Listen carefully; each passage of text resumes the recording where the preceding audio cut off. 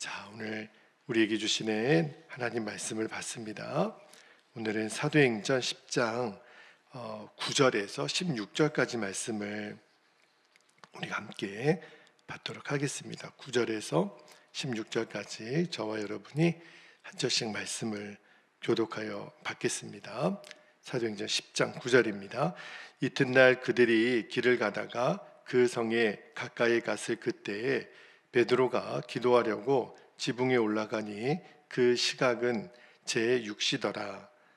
그가 시장하여 먹고자 하매 사람들이 준비할 때에 황홀한 중에 11절 하늘이 열리며 한 그릇이 내려오는 것을 보니 큰 보자기 같고 내 귀를 메어 땅에 드리웠더라.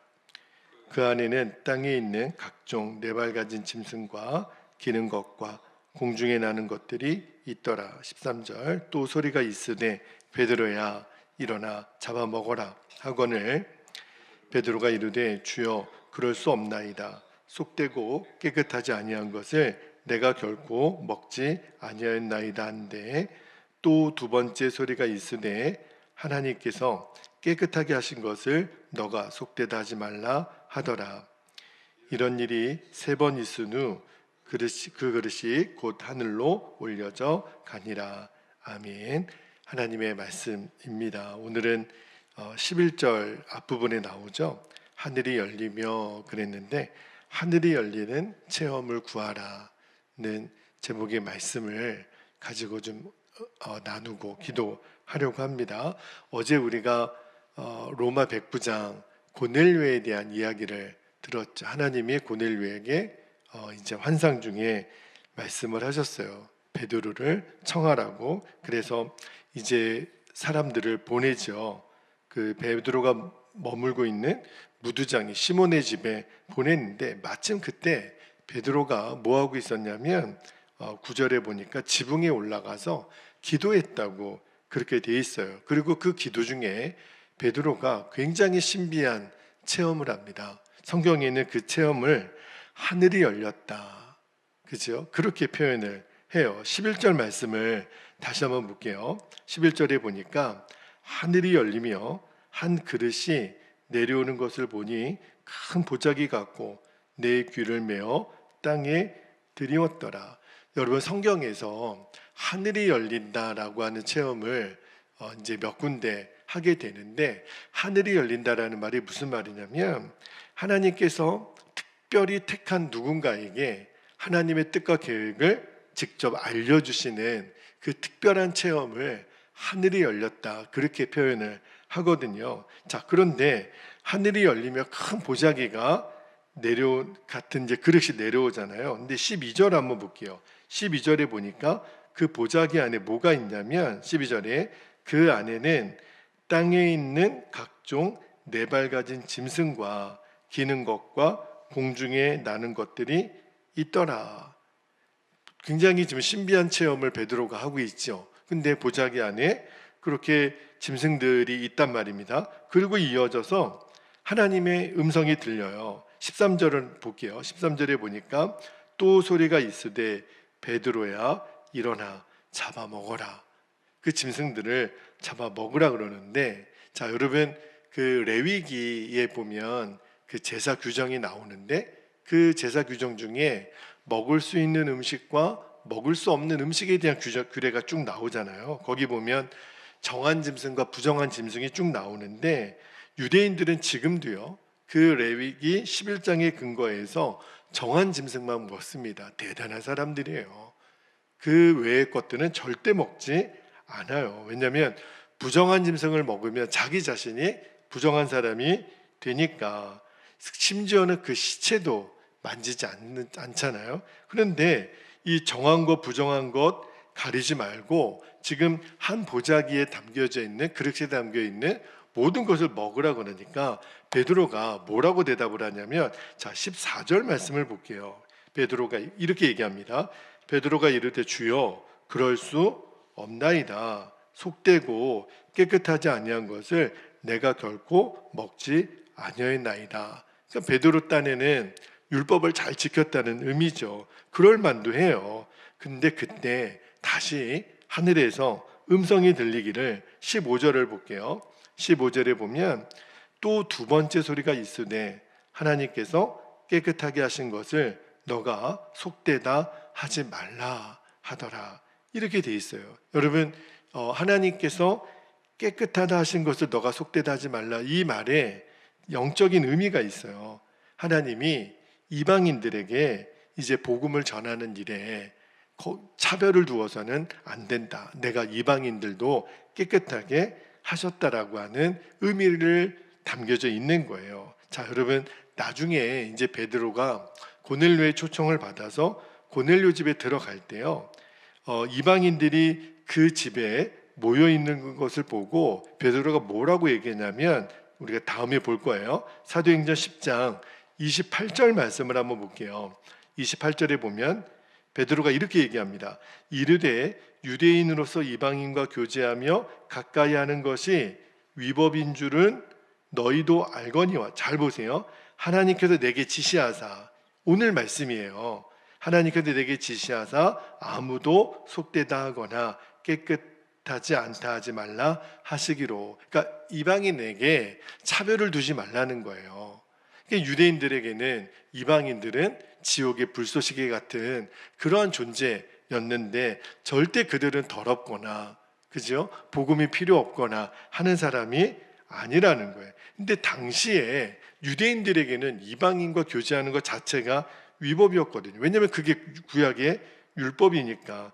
심지어는 사도행전 11장에 가보면 이 일로 인해서 그 베드로가 예루살렘 교회에 비난을 받는 일도 있었잖아요. 그런데 이제 예루살렘 교회 성도들도 아는 거예요. 이 고넬료가 보았던 환상, 또 베드로가 보았던 환상, 그리고 이 나중에 베드로가 고넬료 집에 갔을 때 성령이 고넬료 집에 임하잖아요. 그때 이제 예루살렘 교회 성도들이 알게 되는 거예요. 아, 이방인 선교의 문을 하나님이 여셨구나. 이방인들도 당연히 구원의 문이 열렸구나. 그죠? 하나님께서 이 베드로에게 깨닫게 해주신 거예요. 이 유대인뿐만 아니라 이방인들도 하나님의 백성으로 삼으셨다. 그거를 알려주기 위해서 오늘 하늘문이 열리는 체험을 하게 하셨던 거예요. 너무너무 놀랍죠. 여러분, 이 하늘문이 열렸다라고 하는 체험을 했던 대표적인 사람 중에 한 사람이 에스겔 선지자거든요. 에스겔, 자, 1장 1절을 한번 볼게요. 에스겔서 1장 1절에 보면 이렇게 시작이 되잖아요. 말씀이 30해, 이게 이제 바벨론에 끌려간 때를 말하는 거예요. 넷째 달 초 닷새에 내가 그발강가 사로잡힌 자 중에 있을 때에, 자꾸 밑줄에 두세요. 하늘이 열리며 하나님의 모습이 내게 보이니. 여러분, 그 에스겔 선지자는요, 유다가 바벨론에 의하여 망하고 포로로 끌려갈 때, 두 번째 2차 포로로 끌려갈 때 잡혀갔던 사람 중에 한 사람이 바로 에스겔이거든요. 근데 바벨론에 이제 끌려가서 5년째 되던 해에 아무런 소망도 없고 이제 나라는 망했고 포로로 끌려왔는 그 상황에서 갑자기 어느 날 하늘이 열리는 거예요. 그리고 하나님의 말씀과 하나님의 권능이 임하는 체험을 하는 거예요. 그리고 에스겔이 뭘 깨닫냐면, 아, 우리는 소망을 다 잃은 줄 알았는데, 끝난 줄 알았는데 하나님의 하늘이 열리는 체험을 하고 나서, 아, 하나님이 우리를 버리신 게 아니구나. 비록 우리가 잠깐 우리의 죄로 인하여 하나님이 우리를 징계하기는 하시지만 우리를 완전히 포기하신 게 아니구나. 우리는 소망도 없다고 생각했는데 하나님은 놀라운 구원의 역사를 시작하고 계시는구나. 그 에스겔서를 쭉 읽어보면 에스겔이 굉장히 놀라운 환상들을 많이 보거든요. 사실은 그게 다시 이 민족을 회복시키겠다라고 하는 하나님의 소망의 메시지죠. 여러분, 우리도 똑같아요. 다 소망이 없고 끝난 것 같고 완전한 좌절 가운데 있을 때에도 우리에게도 하늘이 열리면 됩니다. 우리가 때로는 불순종하여 또 죄 가운데 넘어질 때가 있죠. 그래서 내 자신이 실망스러울 때, 그렇죠? 근데 그때도 하늘이 열리는 체험을 하면 하나님은 우리에게 나타나셔서 나는 너를 포기하지 않았다. 나는 너를 버리지 않았다.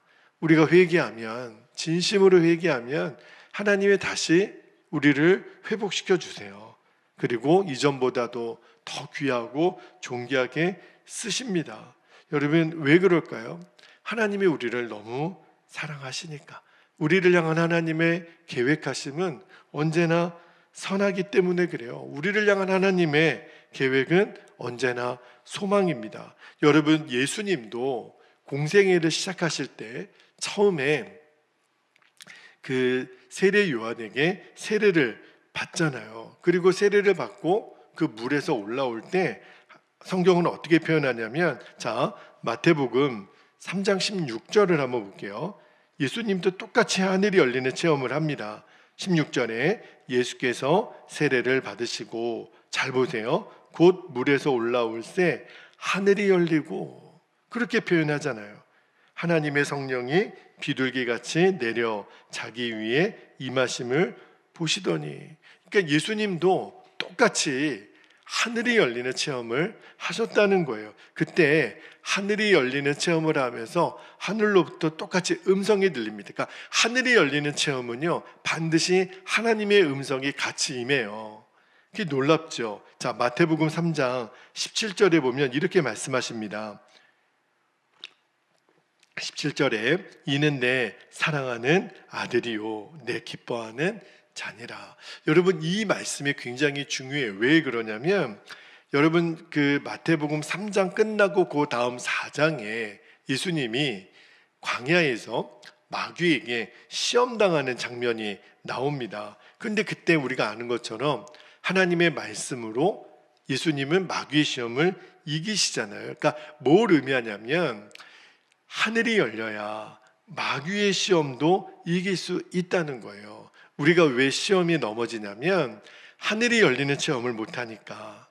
그러니까 하나님의 음성을 못 듣는 거죠. 그러니까 하늘이 열리고 하나님의 음성을 듣고 나서 예수님은 시험도 이기시고, 이 이후로 십자가의 길을 당당하게 걸어 가시는 거예요. 아, 하늘이 열리는 체험이 이렇게 중요하구나. 또 한 사람 예만 좀 들어볼게요. 여러분, 우리가 이미 사도행전 6장 7장 묵상할 때 보았던 순교자 스데반 기억나시죠? 스데반은요, 순교하기까지 정말 흔들리지 않고 두려움 없이 복음을 전하고 예수님의 뒤를 따라갔는데, 그가 그런 순교의 길을 어떻게 걸어갈 수 있냐는 거예요. 그에게도 하늘이 열리는 체험이 있었다는 거죠. 자, 사도행전 7장 56절 말씀을 한번 볼게요. 사도행전 7장 56절에 보면, 잘 보세요. 보라, 뭐가 열리고요? 하늘이 열리고. 너무너무 놀랍죠. 인자가 하나님 우편에 서신 것을 보느라. 여러분, 하늘이 열리는 체험을 하면 어느 누구도 우리를 무너뜨리지 못합니다. 왜냐하면 죽음도 우리를 흔들 수 없는데, 그죠? 그 무엇이 우리를 흔들겠어요? 하늘의 문이 열려야만 십자가의 길도 걸어갈 수 있는 거예요. 우리에게도 때로는 시험도 오고 낙심도 오고 또 지치기도 하고 또 절망이 올 때가 있잖아요. 그때 여러분, 오늘 말씀을 꼭 기억하면서 하나님, 저에게도 하늘이 열리는 체험을 주십시오. 그렇게 기도할 수 있기를 축복합니다. 하늘이 열리고 우리가 하나님의 음성을 들으면 결코 흔들리지 않아요. 여러분, 우리들의 인생이 힘들어서 무너지는 거 아니더라고요. 사람 도와줄 사람 없고 또 돈이 없고 병들고 그래서 우리가 무너지는 거 아닙니다. 왜 우리가 무너지냐면 하늘의 문이 닫혀서 그래요. 그러니까 하나님의 음성을 못 듣는 거죠. 그러니까 그 십자가의 주님, 그 영광의 주님을 보지 못하니까 무너지는 거지, 다른 이유 때문에 우리가 무너지는 거 아니에요. 하늘이 열려야만 주님의 음성을 듣고 성령의 권능을 우리가 받을 수 있거든요. 그런데 오늘 말씀해 보니까 베드로가 하늘이 열리는 체험을 하는 거예요. 그리고 주님의 음성을 듣습니다. 그 핵심이 뭐냐면, 베드로야, 너가 내가 깨끗하다고 한 것을 부정하다고 말하지 마라. 그 말이 무슨 말이에요? 이방인들도 구원을 받기로 내가 결정했다는 거예요. 그 이방인들의 구원에 대한 계획을 베드로에게 알려주신 거죠. 그리고 나서 이제 고넬료의 집에 가서 말씀을 전할 때 성령이 임함으로 이제 이방인을 향한 구원의 문이 활짝 열립니다. 이게 굉장히 중요한 사건이에요. 근데 그 중요한 사건이 임하는 결정적인 동기가 사실은 고넬료의 환상도 쓰셨지만 베드로는 놀라운 체험을 한 거죠. 하늘문이 열리고 하나님의 계획을 드디어 알게 된 거예요. 여러분, 그렇다면 우리도 마찬가지죠. 우리들의 인생, 우리의 가정, 우리의 교회를 향한 하나님의 계획, 또 하나님의 그 선하신 섭리는 말할 것도 없는 거죠. 그러니까 하늘문이 닫히면 앞이 안 보이는 거예요. 우리도 왜 내 길이 안 보일까? 어둡기만 할까? 우리는 어디로 가는 걸까? 왜 방황하고 헤매일까? 근데 하늘문이 열리는 체험을 하면 우리 자신뿐만 아니라 이제 우리 가정, 교회, 이 나라 민족 열방을 향한 하나님의 계획이 보여요. 길이 보이면 우리는 당황하지 않게 되거든요. 근데 여러분, 하늘이 열리는 체험이 좀 막막하게 들릴 수도 있을지 모르겠어요. 그런 신비한 체험은 도대체 뭘 말하는 걸까? 근데 물론 뭐 에스겔이나 예수님이나 또 스데반이나 오늘 베드로나 이 하늘문이 열리는 체험은 굉장히 독특한 체험이죠. 신비한 체험. 그러나 그것을 넘어서서 이 하늘이 열렸다, 하늘문이 열렸다라고 하는 것은 어떤 의미가 있냐면 지금까지 내가 보지 못했던 것을 보고 또 듣지 못했던 것을 듣고 깨닫지 못했던 것을 새롭게 깨닫는 영적인 체험을 말하는 거예요. 정말 우리가 눈에 보이는 어떤 신비한 체험이 아니라 완전히 영적인 체험인 거죠.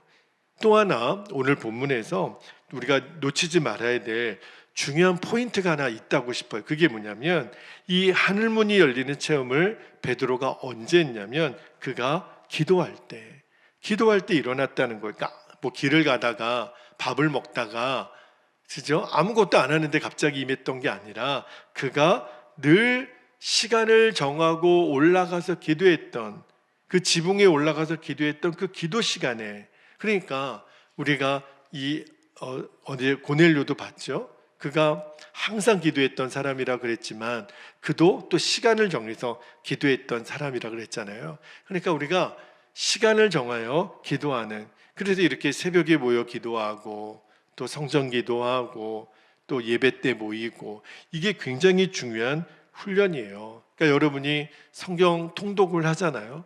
말씀만 읽지 말고 더불어서 기도하는 시간을 꼭 갖게 되기를 바랍니다. 그러니까 시간을 정하여 기도하는 습관이 굉장히 중요해요.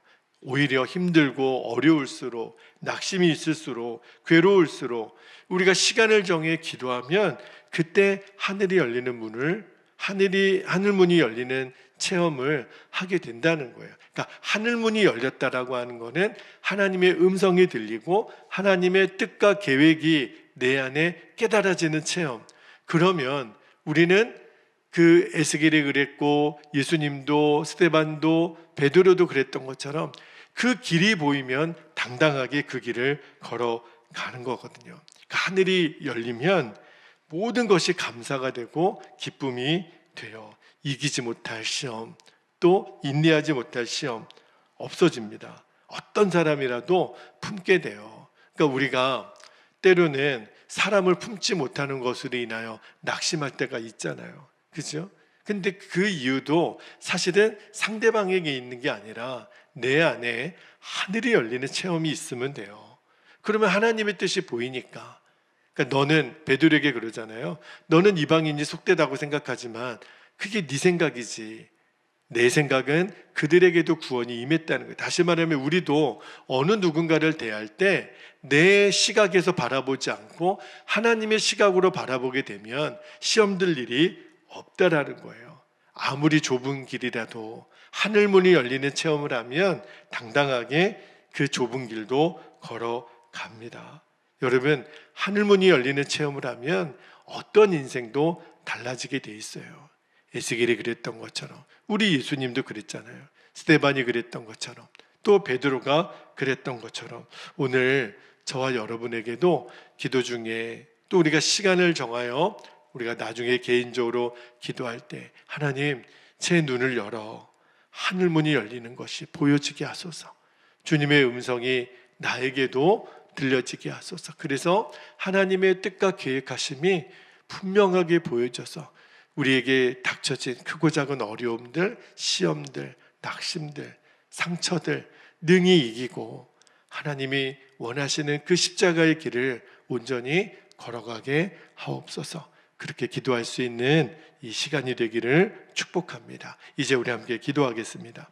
오늘도 두 가지 기도 제목 붙잡고 기도할 때 첫 번째 기도 제목입니다.